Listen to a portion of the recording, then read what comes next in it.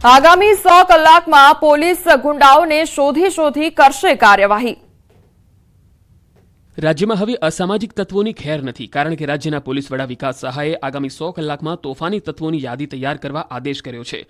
રાજ્યમાં કાયદો અને વ્યવસ્થાની સ્થિતિને વધુ મજબૂત બનાવવાના ઉદ્દેશ્ય સાથે ગુજરાતના પોલીસ વડા વિકાસ સહાયે એક મોટું પગલું ભર્યું। તેમણે આગામી 100 કલાકની અંદર રાજ્યભરના તમામ અસામાજિક ગુંડા તત્વોની યાદી તૈયાર કરવા માટે આદેશ આપ્યો। આ માટે તેમણે તમામ પોલીસ કમિશનર, રેન્જ વડા અને પોલીસ અધિક્ષક સાથે વિડીયો કોન્ફરન્સના માધ્યમથી તાકીદની બેઠક યોજી। વારંવાર શરીર સંબંધી ગુનાઓ, ખંડણી, ધાકધમકી, મિલકત સામેના ગુનાઓ, દારૂ જુગારનો ગેરકાયદેસર ધંધો કરનારા તત્વો, ખનીજ ચોરી જેવા ગુનાઓમાં સંકળાયેલા તત્વો ઉપરાંત જનતામાં ભય ફેલાવનારા તત્વોની યાદી તૈયાર કરવા આદેશ કર્યો છે। ખંડણી ગુનાવણી હોય એ તમામ પ્રકારના અસામાજિક કૃત્ય કરનાર વ્યક્તિઓની યાદી દરેક પોલીસ સ્ટેશનમાં આવતા 100 કલાકમાં તૈયાર કરવા માટે સૂચના દરેકને આપવામાં આવી છે। અમદાવાદના વસ્ત્રાલમાં દંડા ચલાવનારાઓને પડ્યા દંડા, પોલીસે ટાંટિયાતોડ સર્વિસ કરી દાખલો બેસાડ્યો। ઓએ માડી રે, નહીં સાહેબ, નહીં સાહેબ, ઓ સાહેબ, બીજી વાર નહીં કરું, હવે નહીં થાય।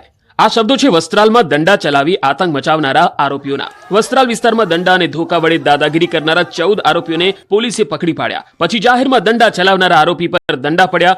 જે તે વિસ્તારમાં રહેતા આરોપીઓને ત્યાં લઈ જઈને પોલીસે ટાંટિયાતોડ સર્વિસ કરી એક બાદ એક આરોપીઓને પોતાના વિસ્તારમાં લઈ જઈને પોલીસે એવી દંડાવાળી કરી કે લુખાઓ મોર બની ગયા। પોલીસના દંડા પડતા જ આરોપીઓ સીધા દૂર થઈ ગયા, ધોળા દિવસે તારા દેખાઈ ગયા અને બીજી વાર આતંક નહીં મચાવવાની આજીજી કરતા રહ્યા। પરંતુ પોલીસે પોતાનો પાવર બતાવ્યો અને દંડાવાળી કરી આરોપીઓને તેમના ઘરની નજીક જ કાયદાનું ભાન કરાવ્યું। આરોપીઓને ઘરે લઈ જઈને ધોલાઈથી સરભરા કરી વિવિધ વિસ્તારમાં ડર ફેલાવનારાઓનો ડર પોલીસે કાઢી નાખ્યો।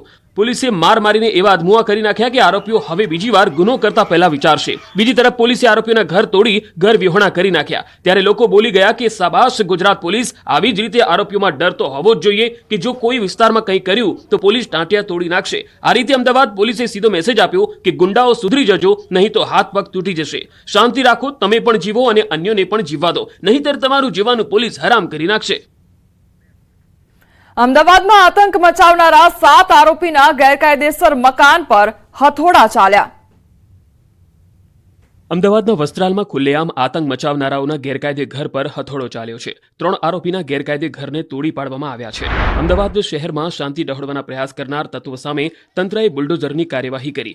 અમદાવાદના વસ્ત્રાલમાં જૂની અદાવતમાં અસામાજિક તત્વોએ રોડ રસ્તા બાનમાં લઈ જાહેરમાં આતંક મચાવવો ભારે પડી ગયો। પોલીસે આરોપીઓની ધરપકડ કર્યા બાદ 14 પૈકીના 7 આરોપીએ પોતાના મકાનો પણ ગેરકાયદે ઉભા કરી દીધા હોવાનું ધ્યાન પર આવતા અમદાવાદ મનપાની ટીમ પોલીસ બંદોબસ્ત સાથે ડિમોલિશન માટે પહોંચી હતી। 7 આરોપીના ગેરકાયદે મકાનોનું ડિમોલિશન શરૂ કરાતા જ આરોપીઓના પરિવારજનોએ હોબાળો મચાવ્યો। જો કે હાજર પોલીસ જવાનોએ સ્થિતિ કંટ્રોલમાં કરી ડિમોલિશન કામગીરી યથાવત રાખી હતી। અમરાઈવાડી અને ખોખરા વિસ્તારમાં અલગ અલગ મકાનો તોડવાની કામગીરી કરી। કોઈ પણ અનિચ્છનીય બનાવ ન બને તે માટે મોટી સંખ્યામાં પોલીસ બંદોબસ્ત ગોઠવવામાં આવ્યો। અમદાવાદ શહેર પોલીસ કમિશનર GS મલિક પણ ડિમોલિશનની કામગીરી દરમિયાન અલગ અલગ સ્થળ પર હાજર રહ્યા હતા। પોલીસ કમિશનર દ્વારા તમામ આરોપીઓના ઘરનું પણ નિરીક્ષણ કરવામાં આવ્યું। બાદમાં આરોપીઓના ઘરે બુલડોઝર ચલાવી દેવાયું। અમરાઈવાડી વિસ્તારમાં લવજી દરજીની ચાલી ખાતે રહેતા આરોપી રાજવીરસિંહ બિહોલાનું મકાન તોડી પાડવામાં આવ્યું તો બીજા અન્ય આરોપી અલ્કેશ યાદવનું પણ મકાન તોડી પાડવામાં આવ્યું। ખોખરા ભાઈપુરા ખાતે રહેતા રોહિત કિશન સોનવણેનું મકાન તોડવામાં આવ્યું। પરંતુ સવાલ એ થાય કે આખરે AMCને તોફાની તત્વો સામે ફરિયાદ નોંધાયા બાદ કેમ ખ્યાલ આવે છે કે આરોપીઓ જ્યાં રહે છે તે મકાન ગેરકાયદે છે।